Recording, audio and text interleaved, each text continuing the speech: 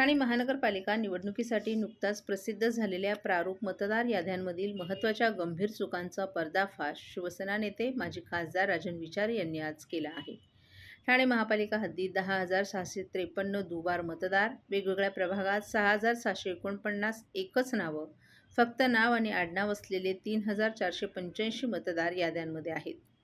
ठाणे महापालिकेच्या प्रारूप मतदार यादीमध्ये झोल असून गंभीर चुका असताना जिल्हा निवडणूक आयोग तसंच पालिकेचे निवडणूक अधिकारी गप्प का, असा सवाल विचारे यांनी आज घेतलेल्या पत्रकार परिषदेत केलाय. ठाणे महापालिका निवडणुकीसाठी प्रारूप मतदार यादी 20 नोव्हेंबर रोजी प्रसिद्ध झाल्यात. त्यावर हरकती आणि सूचना देण्यासाठी 27 नोव्हेंबर शेवटची तारीख ठरवण्यात आली असून ठाणे महापालिकेनं मतदार यादी देण्यास उमेदवारांना विलंब होत असल्यानं निवडणूक आयोगानं हरकती घेण्याची 3 डिसेंबर अशी तारीख करण्यात आली आहे. या सर्व प्रभागाच्या याद्या घेण्याकरिता गेले असताना असं लक्षात आलं की संपूर्ण याद्यांच्या एकत्रीकरण पुस्तक बनवून गठ्ठे देण्यात आले. हे गठ्ठे फोडून पुरवण्या जोडून याद्या तयार करायला 2 ते 3 दिवस लागले. त्यानंतर प्रत्यक्ष काम करताना अनेक अडचणी येऊ लागल्या असल्याचं मत विचारे यांनी व्यक्त केलं. दरम्यान शिवसेना उद्धव बाळासाहेब ठाकरे पक्षाच्या शिष्टमंडळानं पालिका आयुक्तांची भेट घेत मतदार यादीतील घोळ असलेले पुरावे सादर केले. ठाण्यात मतदार यादीमधील गोंधळ मोठ्या प्रमाणात असल्यानं एवढ्या कमी कालावधीत त्याच्या हरकती घेता येणं शक्य नसल्यानं राजन विचारे यांनी सॉफ्टवेअरद्वारे निवडणूक आयोगाच्या काही चुका शोधून काढल्या. या चुक्या इतक्या गंभीर आहेत की निवडणुकीत सत्ताधाऱ्यांनी त्यांच्या मर्जीप्रमाणे नावे घुसवण्यात आल्या असल्याचा आरोप राजन विचारे यांनी केलाय. तसंच निवडणूक आयोग सरकारचं बटीक म्हणून काम करत असून निवडणूक अधिकाऱ्यांनी प्रभागात न जाताच AC कार्यालयात बसून मतदार याद्या बनवल्या असल्याचा आरोपही विचारे यांनी केलाय. हे जे ऑब्जेक्शन त्या ठिकाणी नेमलेले आहेत आणि कशा पद्धतीने या ठिकाणी बोगस कारभार या इलेक्शन कमिशनरच्या माध्यमातून आज महानगरपालिकेची निवडणूक आहे आणि याला सर्वस्वी जबाबदार महापालिकेचे अधिकारी आहेत. आणि या महानगरपालिकेच्या अधिकाऱ्यांनी मला वाटतं हे प्रभाग रचना ज्यावेळेला डिक्लेअर केली त्यावेळेला प्रत्येक वॉर्डाचे नकाशे त्या ठिकाणी पब्लिश केले आणि त्यावेळेला लोकसंख्या निश्चित करून त्या लोकसंख्येचा पण त्या ठिकाणी मतदार किती असतील या प्रभागामध्ये याची संबंध माहिती त्या ठिकाणी दिली आहे. असं असताना सुद्धा प्रत्येक प्रभागामध्ये इतर प्रभागातली नावं त्या ठिकाणी जाणून बुजून त्या ठिकाणी टाकलेली आहेत. काही ठिकाणी इपिक नंबर नाहीत, काही ठिकाणी फोटो नाहीत, काही ठिकाणी इतर भाषेतली नावं तामिळ भाषेमध्ये टाकलेली आहेत, इतर भाषेमध्ये टाकलेली आहेत. त्यानंतर कित्येक ठिकाणी वयामध्ये सुद्धा आहेत. 26 वर्षाच्या मुलाला दाखवला 104 वर्षाचा, त्याच्या आईला दाखवला त्या ठिकाणी 52 वय दाखवले. म्हणजे काय चाललेलं काय, असे कित्येक नाव आहेत.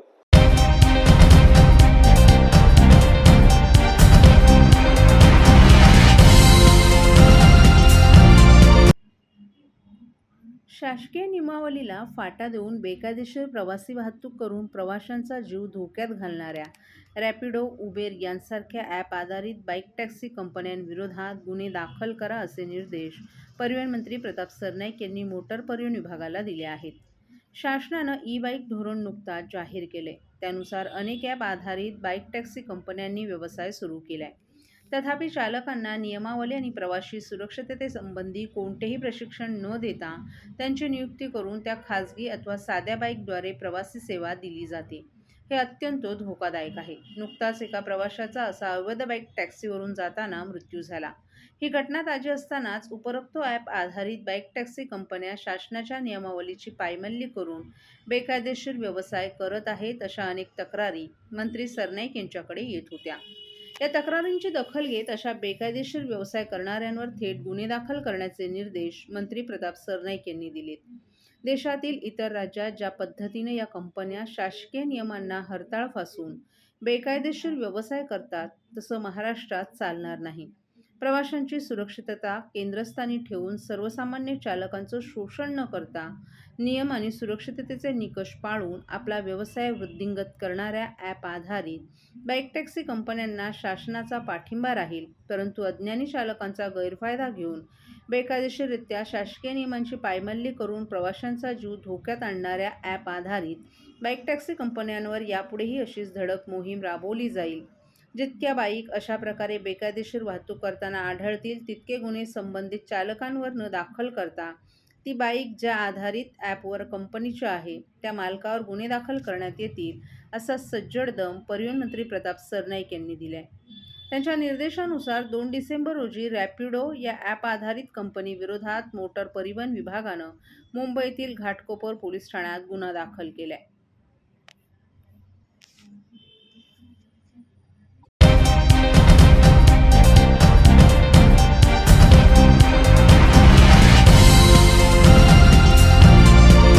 घोडबंदर रोडवरील अपघात आणि त्यामध्ये झालेले मृत्यू याबाबत महानगरपालिकेकडून हायकोर्टाची दिशाभूल करणारी माहिती दिली जात आहे. हेल्मेट नसल्यानं मृत्यू झाला असं कारण पुढे केलं जात असलं तरी अपघात खड्ड्यांमुळेच झाले आहेत. त्यामुळे ठाणे महापालिकेनं मृतांच्या नातेवाईकांना प्रत्येकी 5 लाखांचं अर्थसहाय्य द्यावं अशी मागणी राष्ट्रवादी काँग्रेस शरद पवार पक्षाचे जिल्हाध्यक्ष मनोज प्रधान यांनी केली आहे. घोडबंदर रोडवरील वाढत्या अपघातांमध्ये आणि मृत्यूंमध्ये रस्ते खराब असणं, खड्डे आणि वाहतूक कोंडी यांसारखी कारणं आहेत. या वर्षाच्या सुरुवातीपासूनच ऑक्टोबरपर्यंत 18 जणांचा मृत्यू झाल्याचं ठाणे महानगरपालिकेनं उच्च न्यायालयात सांगितलं. या प्रकरणी उच्च न्यायालयानं ठाणे महानगरपालिका, सार्वजनिक बांधकाम विभाग आणि MMRDA यांना नोटीस बजावली आहे. याबाबत पत्रकारांशी बोलताना प्रधान यांनी ही मागणी केली. रस्त्यांवरील खड्ड्यांमुळे वाहनावरील नियंत्रण सुटून अपघात होत आहेत. मात्र पालिका आणि पोलीस प्रशासन हेल्मेट नसल्याचं कारण पुढे करतायत. त्यातही 22 मृत्यू झालेले असताना 18 मृत्यू झाल्याचं सांगून उच्च न्यायालयाची फसवणूक केली असल्याचं मनोज प्रधान यांनी सांगितलं. मुळात मेट्रो आणि रस्ते रुंदीकरणाच्या कामांमुळे आणि अवजड वाहनांच्या संख्येमुळे प्रचंड वाहतूक कोंडी होते. त्यातच खड्डे प्रचंड असल्यानं दुचाकीस्वार पडत आहेत. विशेष म्हणजे घोडबंदर रोड हा ठाणे महानगरपालिका, PWD आणि MMRDA या 3 विभागांच्या अखत्यारीत येत असून रस्त्यांच्या कामात या तिघांमध्ये समन्वयाचा अभाव आहे, ज्यामुळे गैरसोय आणि अपघात होत आहेत. या अपघातांना प्रशासनच जबाबदार असल्यानं मृतांच्या नातेवाईकांना 5 लाखांचं अर्थसहाय्य द्यावं असं प्रधान यांनी सांगितलं. दरम्यान या संदर्भात आपण आयुक्त आणि पोलीस उपायुक्तांचीही भेट घेणार असल्याचं प्रधान यांनी सांगितलं. असं आहे की थोडीशी माझ्या मते फसवी माहिती नेहमीप्रमाणे महानगरपालिका कोर्टात देते. त्यांचं म्हणणं आहे की 18 मृत्यू झाले, पण ते 18 मृत्यू हे फक्त ऑक्टोबरपर्यंत झालेले. आजचा जर तुम्ही आकडा बघितला तर तो 22 आहे. सर, आज परिस्थिती अशी आहे घोडबंदर रोडवर की जर मी एक कार्यक्रम घोडबंदर रोडवर संध्याकाळी घेतला तर माझे 4 कार्यक्रम ठाणे शहराचे बुडतात. म्हणजे मला 1.5 तास जायला लागतो, 1.5 तास यायला लागतो आणि आमचे सगळे कार्यक्रम बुडतात.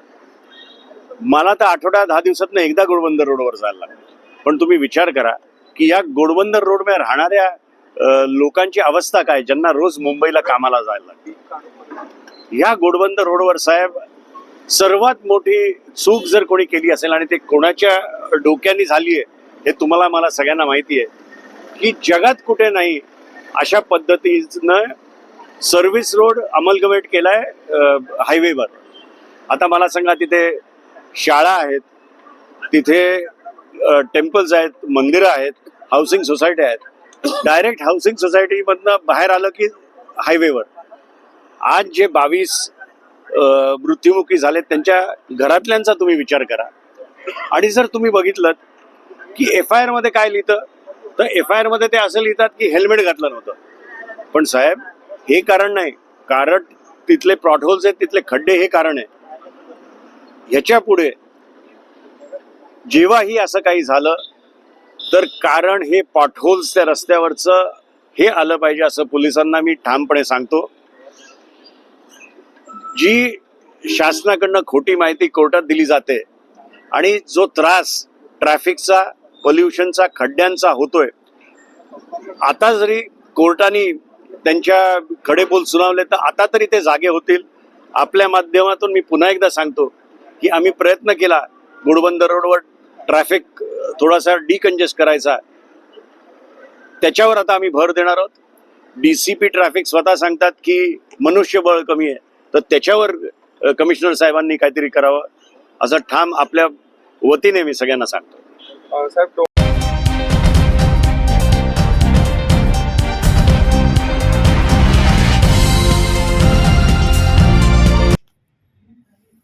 कल्याणहून ट्रान्स हार्बर रेल्वे मार्गावर प्रवास करणाऱ्या प्रवाशांना ठाणे स्टेशनला न येता थेट नवी मुंबई गाठण्यासाठी नागरी परिवहन प्रकल्पाअंतर्गत ऐरोली ते कळवा कॉरिडॉर प्रस्तावित करण्यात आला आहे.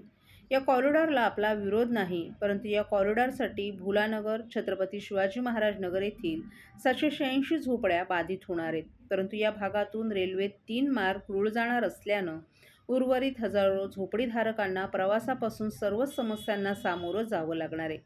त्यामुळेच येथील सर्व झोपडीधारकांचं एकत्रित पुनर्वसन करावं, त्यासाठीचं करारपत्र आधी करावं, तरच या भागातील सर्वेक्षण आणि इतर कामं करू देऊ, अन्यथा कोणत्याही प्रकारचं सहाय्य करणार नाही, असा इशाराच माजी गृहनिर्माण मंत्री डॉक्टर जितेंद्र आव्हाड यांनी एका पत्रकार परिषदेत दिलाय. मुंबई नागरी परिवहन प्रकल्प टप्पा 3 मधील ऐरोली कळवा कॉरिडॉर या कामांमध्ये बाधित भुलानगर आणि शिवाजीनगर येथील प्रकल्प बाधितांचं पुनर्वसन करण्यात येणार असल्याबाबत पालिका आयुक्तांनी डॉक्टर जितेंद्र आव्हाड यांना पत्र पाठवले. या पत्रात सर्वेक्षण करण्याबाबत माहिती दिली असली तरी पुनर्वसन कुठे आणि कसे करणार याबाबत स्पष्टता नसल्यानं हजारो कुटुंबियांच्या निवासाचा प्रश्न निर्माण झालाय. त्यामुळेच डॉक्टर जितेंद्र आव्हाड हे आक्रमक झाले आहेत. एलिव्हेटेड रेल्वे कॉरिडॉरचं काम आम्ही 2017 पासून अडवून ठेवलं होतं. हे काम अडवण्यामागे येथील 3,500 झोपडपट्टीधारकांचं पुनर्वसन हे मुख्य कारण असल्याचं आव्हाड यांनी सांगितलं. कारण या ठिकाणी वास्तव्यास असणारे बहुतांश लोक हे हातावर कमवणारे आहेत. या झोपड्यांमधील महिला धुनीभांडी करून उदरनिर्वाह करतात. त्यामुळे जर यांचं पुनर्वसन इतरत्र कुठेही झालं तर ही मंडळी जगूच शकणार नाहीत. या लोकांना कुठल्याही प्रकारे उद्ध्वस्त होऊ देणार नाही. याबाबत मुख्यमंत्र्यांशी आपली चर्चा झाली होती. मुख्यमंत्र्यांनी झोपडीधारकांचं पुनर्वसन करण्याचं आश्वासन दिलं होतं, परंतु हे पुनर्वसन इतरत्र करण्यास आमचा विरोध आहे. आता ठाणे महानगरपालिकेकडून जरी पत्र आले तोपर्यंत लेखी आश्वासन जोपर्यंत दिलं जात नाही तोपर्यंत आपण या भागात सर्वेक्षण होऊ देणार नाही, असंही डॉक्टर जितेंद्र आव्हाड यांनी सांगितलं. या ठाण्याला न येता त्या डायरेक्ट नवी मुंबईकडे जातील अशा प्रकारचा एक रेल्वे मार्ग तयार करण्याच्या दृष्टीने कामकाज 2017 सालापासून सुरू होतं. पण ते आम्ही अडवून ठेवलं होतं आणि अजूनही अडवून ठेवू. कारण तिथल्या जे झोपड्या उद्ध्वस्त होणार आहेत, त्या पाडण्यात येणार आहेत, त्यांचं पुनर्वसन हे अशा ठिकाणी केलं जातं की तिथले गरीब माणसं जगूच शकत नाही. कारण का तिथल्या बहुतेक महिला या धुनी भांडी करणाऱ्या, घरकाम करणाऱ्या किंवा त्यांचे घरचा जो कर्ता पुरुष आहे तो कुठेतरी हातगाडीवर काम करत असतो, जर जवळच कुठेतरी रोजंदारीवर काम करत असतो. त्यामुळे घरसंसार त्याच्यावर चालू असतो. आता त्या घरसंसाराला कुठेतरी वडाळ्याला शिफ्ट केलं, कुठेतरी वाघबीळला शिफ्ट केलं, हे कामं मिळत नाहीत. त्यामुळे परत ते घर ते तसंच राहतं आणि परत हे इथे कुठेतरी त्या येऊन झोपड्या बांधतात. आता ठाणे महानगरपालिकेने काल रोजी मला पत्र पाठवलंय की आम्ही संपूर्ण तिथे असलेल्या 3,500 लोकांचं तिथेच पुनर्वसन करू, असं पत्र मला ठाणे महानगरपालिकेच्या वतीने स्वतः आयुक्तांनी मला फोन केलेला आहे. स्वतः आयुक्तांचं माझं बोलणं झालेलं आहे. मुख्यमंत्र्यांची विनंती असल्याचं त्यांचं म्हणणं आहे की हा महत्त्वाकांक्षी प्रकल्प आहे. महत्त्वाकांक्षी प्रकल्पाच्या आड येण्याची आमची कुठलीही भावना नाही. पण तिथे जे उद्ध्वस्त होणारे घरसंसार आहेत त्यांना उद्ध्वस्त होण्यापासून मी वाचवीन. कारण का ते माझी शेवटी मतदार आहेत आणि माझं उत्तरदायित्व हे माझ्या मतदारांचे. त्यामुळे माझं स्पष्ट मत मी व्यक्त करतोय आपल्या माध्यमातून की जे कोणी करणार असेल आम्हाला मुख्यमंत्र्यांनी आश्वासित करावं.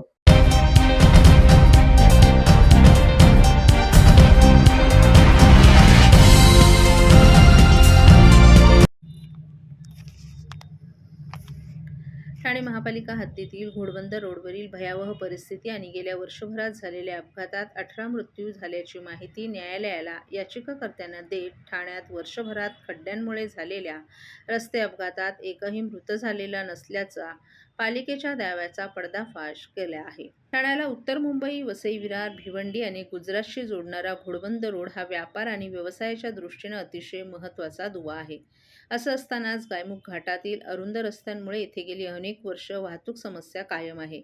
ती दिवसेंदिवस भयावह होत चालली आहे. असं असताना प्रशासनाकडे गांभीर्यानं का पाहत नाही, असा सवाल मंगळवारी हायकोर्टानं उपस्थित केला आहे. ठाणे महापालिकेची या प्रकरणी झाडाझडती घेतली.